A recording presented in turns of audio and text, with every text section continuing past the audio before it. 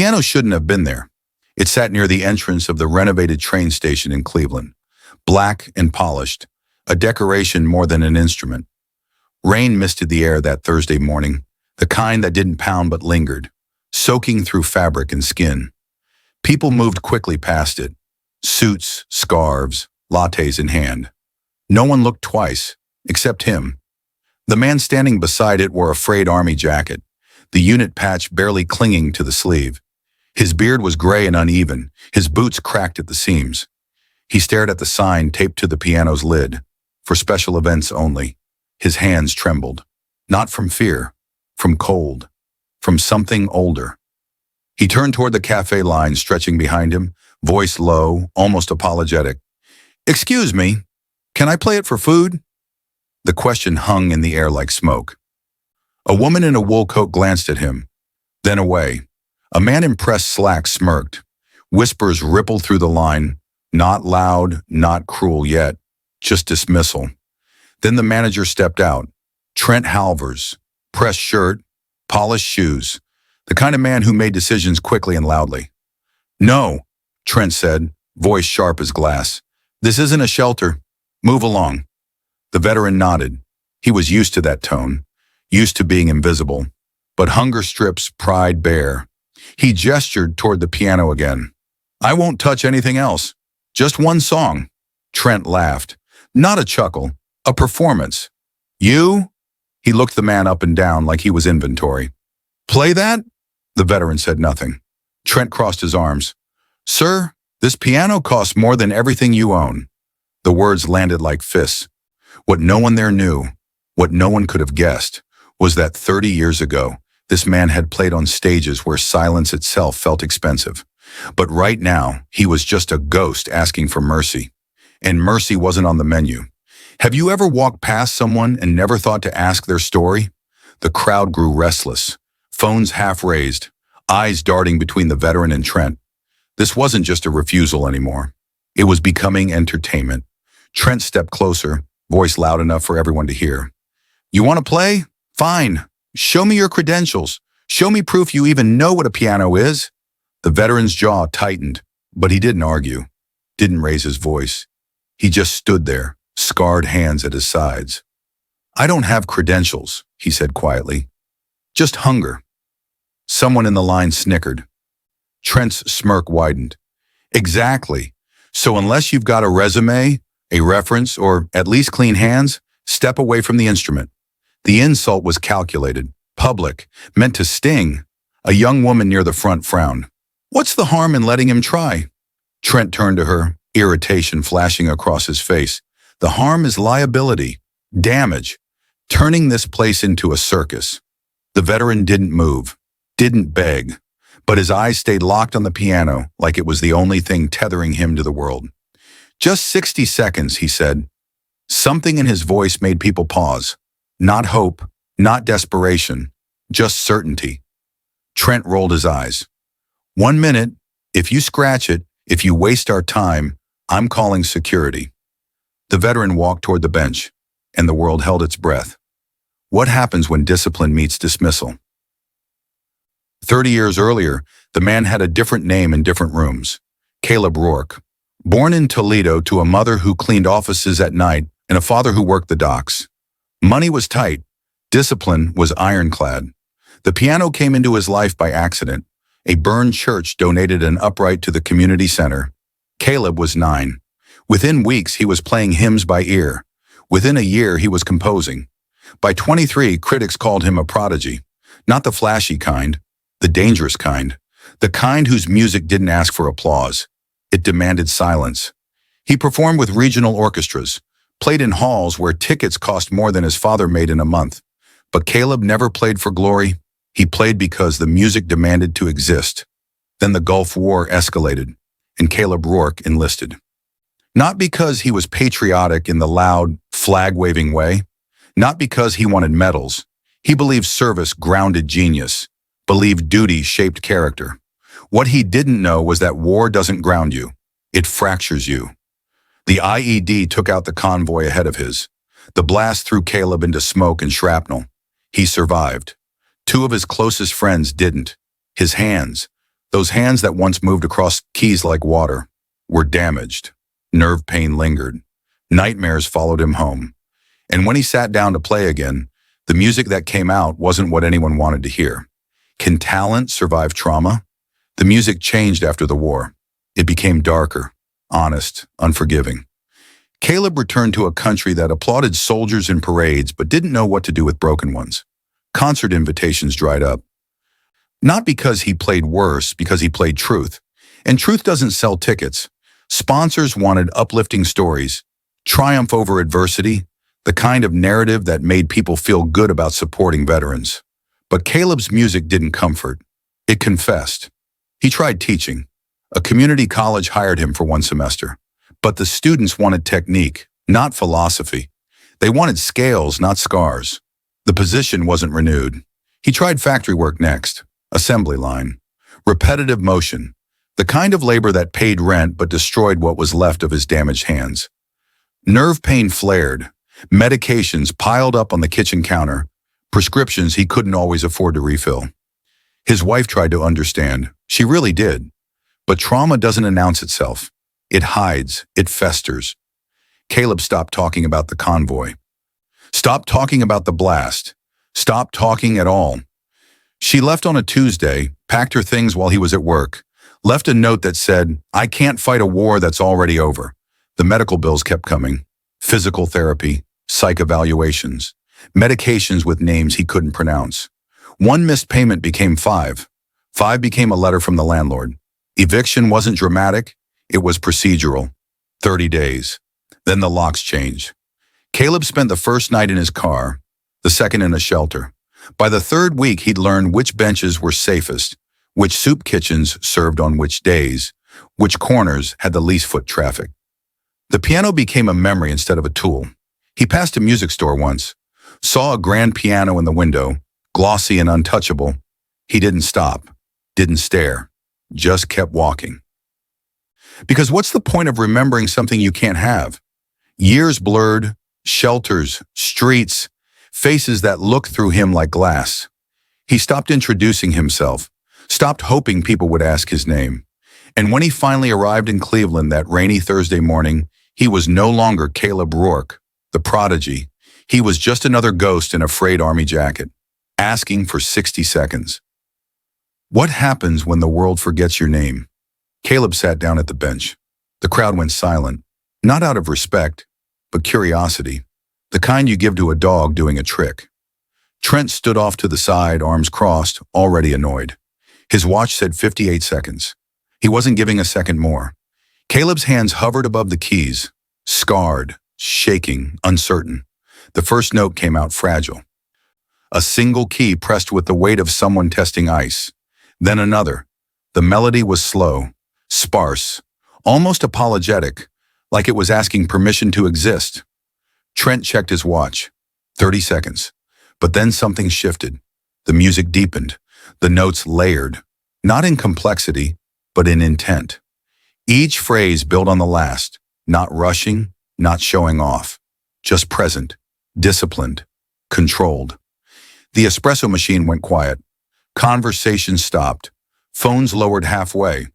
A woman near the door felt tears coming and didn't know why. Caleb's hands moved with muscle memory older than the pain. The nerve damage was still there. His fingers cramped, his wrists ached. But he played through it, not around it. The music told a story without words. Loss, duty, nights spent staring at ceilings, wondering why you lived when others didn't. 60 seconds passed. No one stopped him. He transitioned into a second piece. Unplanned. A composition he'd written after the war but never recorded. The kind of music that doesn't ask for permission. It just demands to be heard. The melody climbed, fell, climbed again. Not triumphant, just surviving. A man in the back, older, gray-haired, wearing a university pin, stared at Caleb like he was seeing a ghost.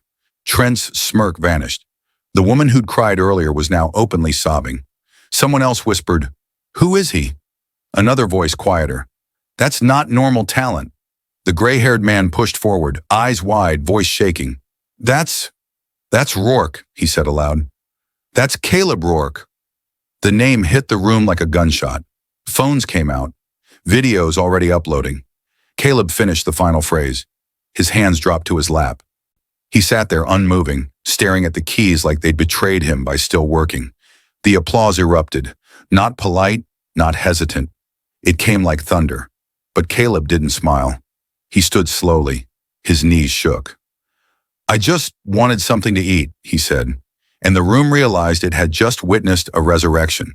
When legends resurface, who gets held accountable?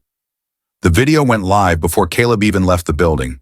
Someone had filmed the entire performance, uploaded it with shaking hands and a caption that read, "Homeless vet plays like this?"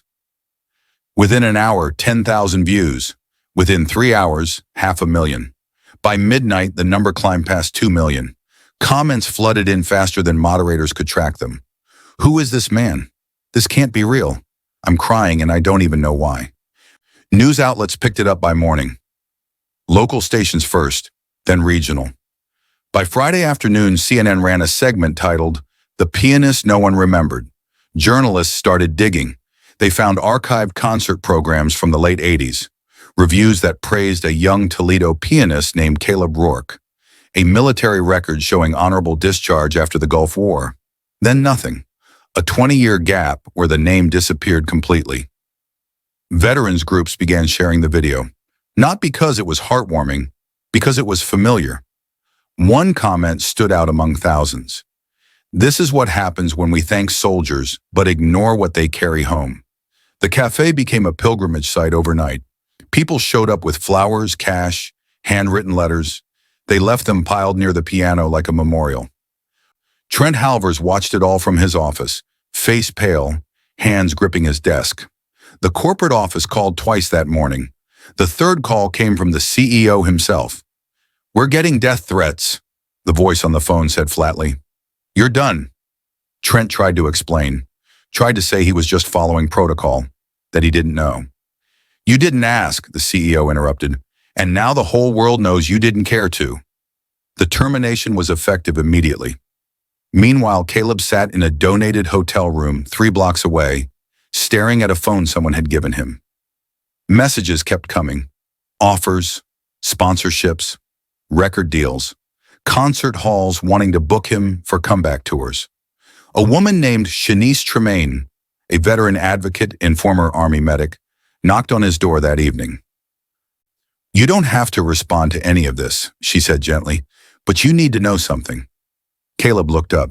"You've got options now, real ones. Housing, medical care. People want to help." He didn't smile, didn't cry, just nodded. "What do you want?" Shanice asked. Caleb stared at his hands. "I want to play again," he said, "but not for them." Shanice raised an eyebrow. "Then who?" "When the world finally listens. Do you owe them anything?" 3 weeks later, Caleb stood outside a VA center in Detroit. The building was old, brick and concrete, no polish, no decorations, just function. Inside, 30 veterans sat in folding chairs, waiting. Some missing limbs, some missing pieces you couldn't see, all carrying weight. Caleb walked to the piano, a beaten upright donated years ago, keys yellowed and chipped. No one introduced him. No one had to. He sat down and played. Not the piece from the video, not the one that went viral, something different, something he'd written the night before in that hotel room. It was slower, quieter, less about skill and more about presence.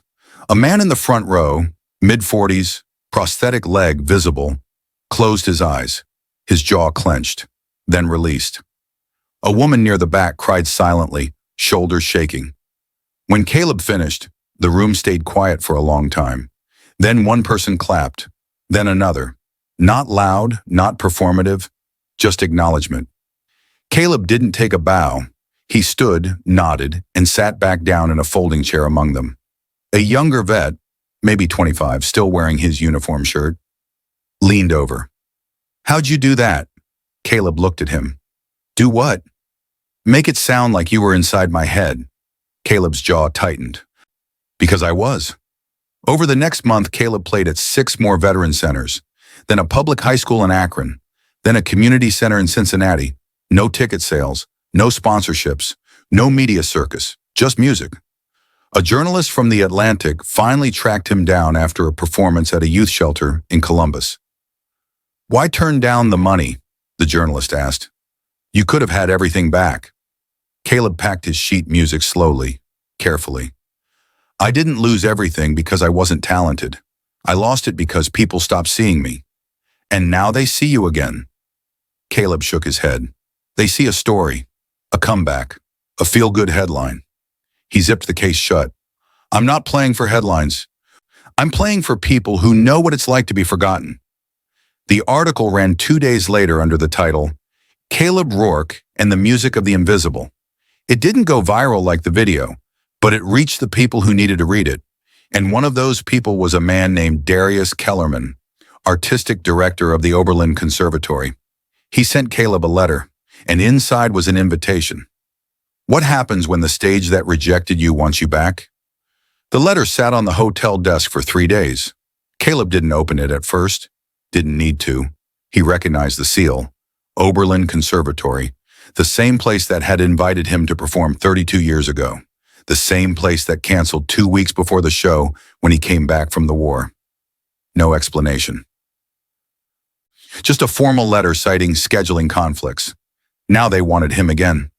Shanice found him staring at the envelope one evening. "You going to open it?" Caleb shrugged. "Already know what it says." She sat down across from him. "Then why does it bother you?" "Because it doesn't bother me," Caleb said quietly. "And that's the problem." He finally opened it that night. The letter was polite, professional. It invited him to perform at their spring gala, a black tie event honoring artists of resilience. They offered a fee, a hotel suite, transportation. At the bottom, handwritten in blue ink, "We should have honored you then. Let us honor you now. Darius Kellerman." Caleb read it twice. Then he folded it and put it back in the envelope. Shanice watched him. "What are you thinking?" "I'm thinking they don't want Caleb Rourke," he said. "They want the story, the redemption arc, the veteran who overcame." "And what's wrong with that?" Caleb looked at her. "Because I didn't overcome. I survived. There's a difference." Shanice leaned forward. "So prove it." "Prove what?" "That survival is enough, that you don't need their version of your story to matter." Caleb sat with that for a long time. Then he picked up the pen on the desk, and he wrote 2 words on the back of the envelope. "I'll play, but not the way they expected.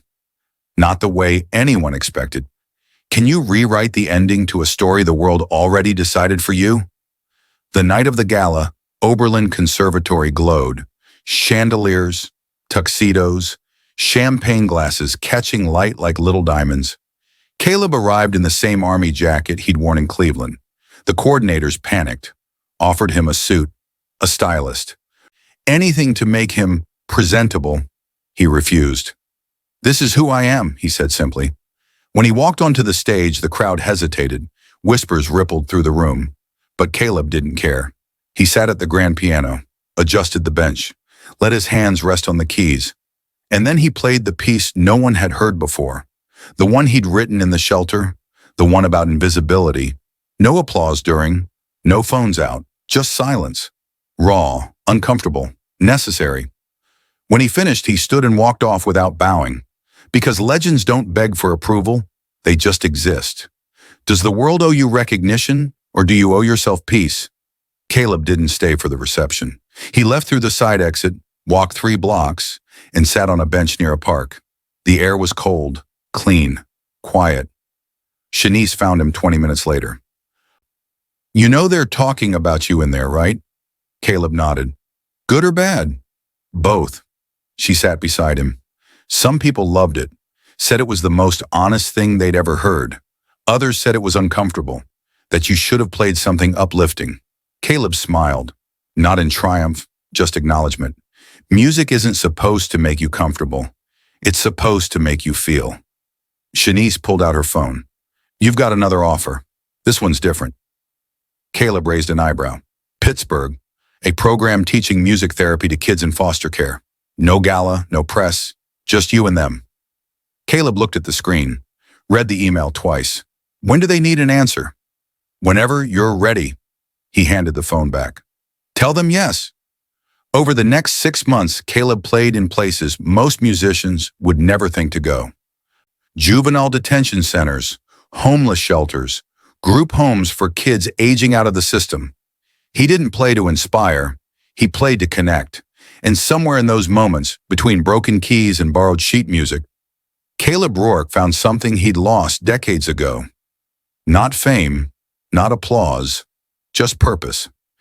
In an interview months later, a reporter asked him what he'd learned from everything. Caleb thought for a moment, then said, "Talent doesn't disappear. People just stop looking."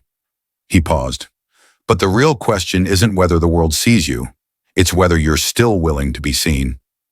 The interview ended, but the legend didn't. Because somewhere out there, on a rainy morning in another city, another invisible person is standing near another forgotten piano, asking for just 60 seconds. How many legends are we walking past right now,